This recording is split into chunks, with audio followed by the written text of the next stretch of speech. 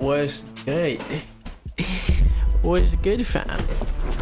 Alright, bro. It's gonna be the second video of the week.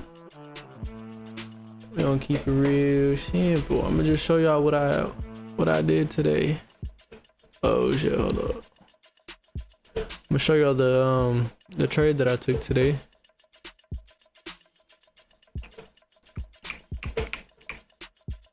Alright, bro. We're gonna start on the daily. Simple. So we see on the daily. Hold up, wait. Let me get a paint tool brush. See, on the daily we had this push up and this push down. I think this was like 2 weeks ago. Yeah, I think that was like 2 weeks ago. So we got this big push up, bro. No retracements on the daily. Now last week we had, or started last week, we started this downtrend on the daily. So here's Monday. Start moving down, start moving down, start moving down. So I'm expecting us to keep moving down until we're shown different. So actually this is where I was looking for us to start moving higher. Once I've seen this this big candle on the daily come all the way down and then come up and have this big wick, this is telling me that we're probably gonna move higher. But when I went down to the lower time frame, the 4 hour and the 1 hour, I seen that we were already inside of an area that I would like to target, which was this 1 hour gap right here inside of this 4 hour. See, now look, this is what I would have liked to see today. This is our new week opening gap right here. So this is the gap from between Friday when market closed and then Sunday morning when market opened.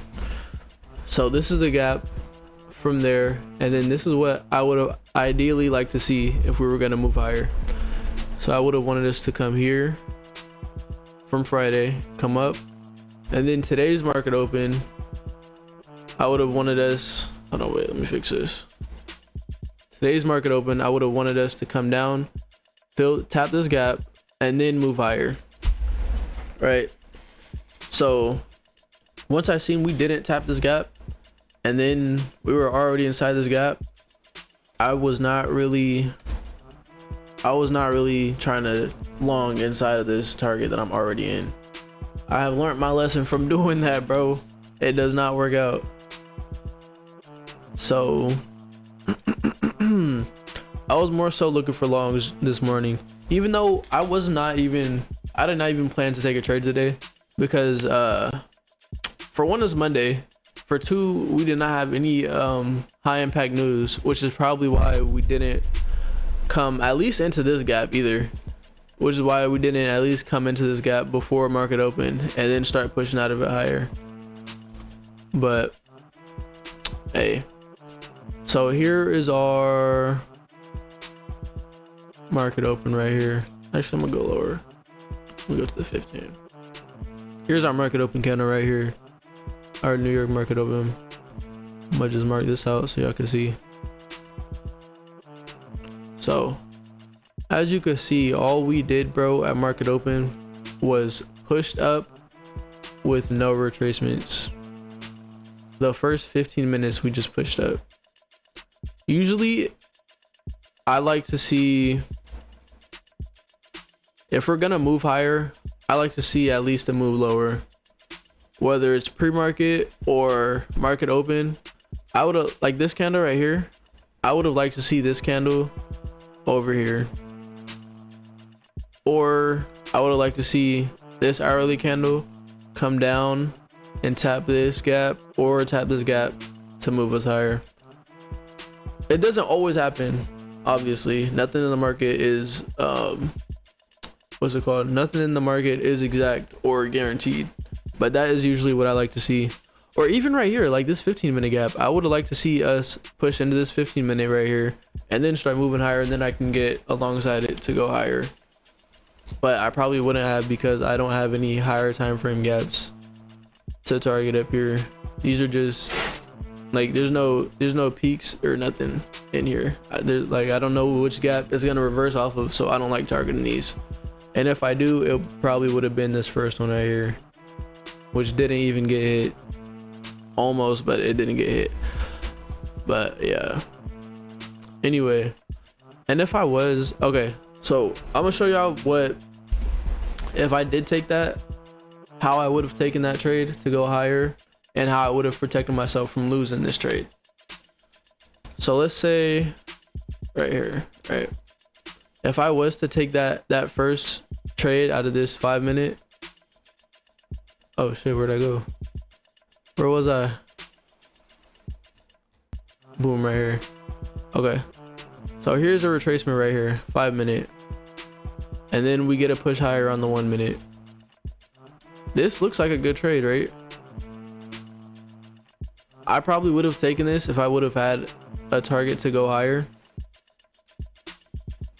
and wasn't just already inside of a 1 hour gap. I probably would have taken this to this 15-minute high right here. But let me show y'all how I would have protected myself also on this trade. So I see us moving up.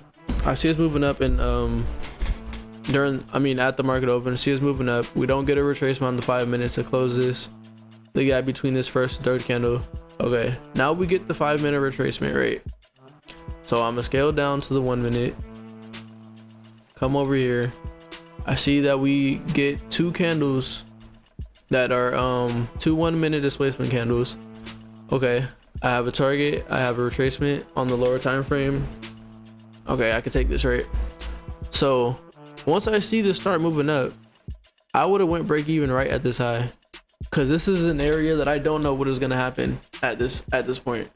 So I could have taken this, I seen it move up right at this high, go break even. Now even though look how close it came over here, bro. I've seen this come way closer in straight reverse all the way to my stop loss. This is why I go break even usually at highs and lows, especially if I don't have a very confident target or a target that I'm already inside. I don't like to take these trades. So this could have protected me from a loss if I would have taken that. But this is the trade that I did take today.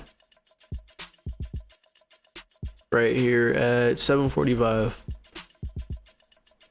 So I see all this consolidation, all these wicks, right? All these wicks. Now, once I see these 2 5 minute candles, and then I see this third one come up and completely fill the gap between these first 2 candles, bro. I'm looking for a move out of that, because either we start moving downwards or we just keep going higher, and then once we keep going higher, that tells me that we're not ready to go lower. So if this, let me see, if this would have came like up here, I wouldn't have taken this. Even if it would have came up here and then dropped, I wouldn't have taken this. I usually look for the gap right behind it to get filled, and then for us to move down lower, and that's exactly what I got right here. So this is what I took. It was my entry. Here was this stop loss right here, right at that high, and then here is what I targeted. Now usually I would target a like a hourly high, or fuck, what is it, like a 15-minute inside an hourly gap. I would usually target those too, because that's the area that price could reverse off. But I did not want, the closest one that we had was under all these lows, right? Even if it would have hit, that's a lot of wicks that we got to move through. You can see how much like price came down and then it just kept wicking, right? So I probably would have targeted this, but I didn't even need that much because I only needed to make at most 1500 today. So Bro, this shit is annoying. Keep fucking moving me. Where the fuck am I? What the fuck? Okay, here we go. So I took this to this first market open gap. Oops. I took my trade to this first market open gap right here, and then I see this big 1 minute this 1 minute gap, the first 1 minute gap at New York market open. So I think this was like almost a 1 to 3 or 2.5 almost. Bro, that's perfect. I don't need more than that, bro, because we could have easily, as much as we came down all the way into these gaps, we could have easily hit right here and then just kept going higher. That's why I don't get greedy with my trades, bro. If I see that there's an area that I can target and I don't know what, or of course I don't know, but I don't have a lot of confidence in it just keep going lower, that's an area that I'm going to target. As simple as that. Also, the reason I targeted this was that was this hourly gap fill right here, or it was very close to that hourly gap fill. So if this candle wasn't here, that was this 8 o'clock candle or a 7 o'clock candle right here. So it opened up here, then it came down, and that's where my target was right here. You can see the green right here. But that's pretty much it. Simple trade today. That is pretty much all I do. I look for a direction in the market on the higher time frame, right? And then I look for a retracement, and I make sure I have a retracement. I make sure I have a target and displacement out of that retracement. It is normally the 5 minute, and I usually like to see that 5 minute open, come up, and then go down to the 1 minute and look for displacement on that 5 minute candle to take the price in whichever direction that I have the target. But yeah, that's pretty much it, bro. That's pretty much it. That's it. Oh, look, this is where look, straight into the gap. Look, that's where all those candles were at that 7 o'clock hourly, or I think this is 8 o'clock. Yeah, that 8 o'clock candle came up a little bit and then came all the way down to that 4 hour gap.